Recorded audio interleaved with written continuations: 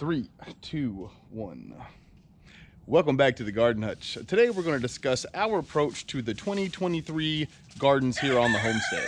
Let's get going.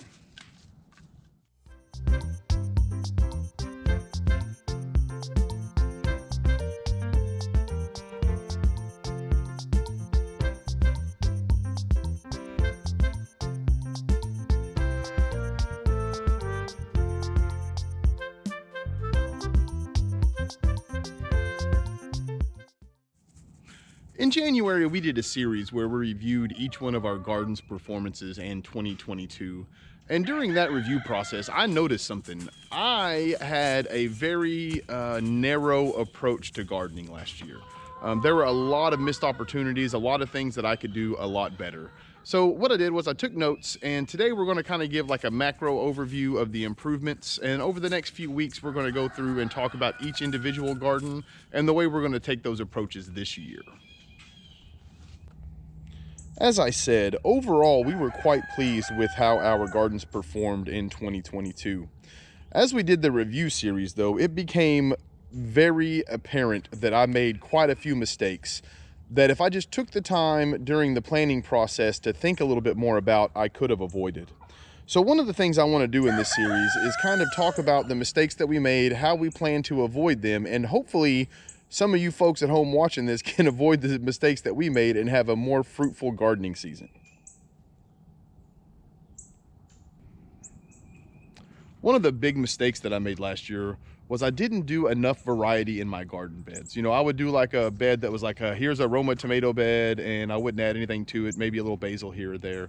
Looking back on it, I think that was a big mistake. We do have pollinators around all of our gardens, and we're going to improve on that this year as well. But I do think that as far as variety in the beds themselves is going to help us out a lot. I spent a lot of time last year battling different diseases and bugs and that sort of thing. And I think a lot of that had to do with the fact that I just simply didn't have enough variety of plants in the areas. Another big mistake that I made last year whenever I planned our gardens was I put too many plants in too small of a space. And I believe that also led to a lot of the disease and a lot of the pest problems. So going forward, what I plan on doing this year is I plan on planting fewer plants. Let's take tomatoes for an example. Last year in each one of our beds, I put 10 plants. This year, I'm dropping it back to 6. And I'm going to incorporate things like marigolds and basil and that sort of thing in the beds. And hopefully what that does is make the tomato plants flourish, and we get as many tomatoes as we did last year off of fewer plants.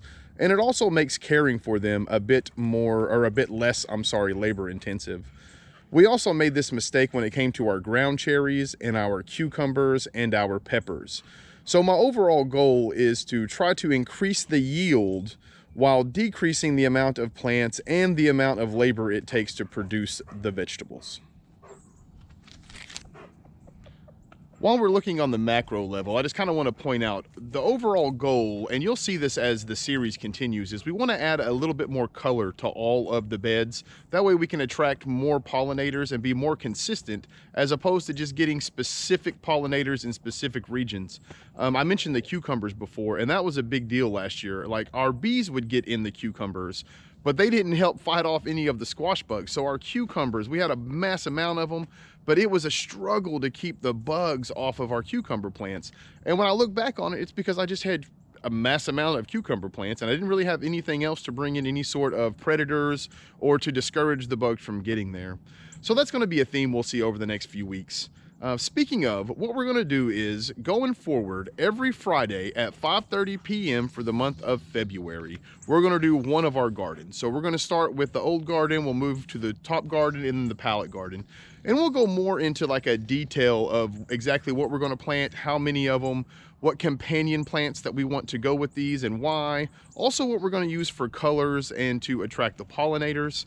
We also want to take a lot of time this year and sort of redo the outsides of all of the gardens just to make sort of a pollinator haven, if you will, or a pollinator hedge. I like the sound of that a little better. Anyway, around all of our garden areas. And what we're hoping to do is we're hoping to increase the amount of insect life that we have in our gardens that are the predator variety, and hopefully they can help us get rid of some of the stuff. Like we had whiteflies real bad last year. We had The squash bugs real bad last year. Towards the end of the year, we ended up getting a bunch of aphids.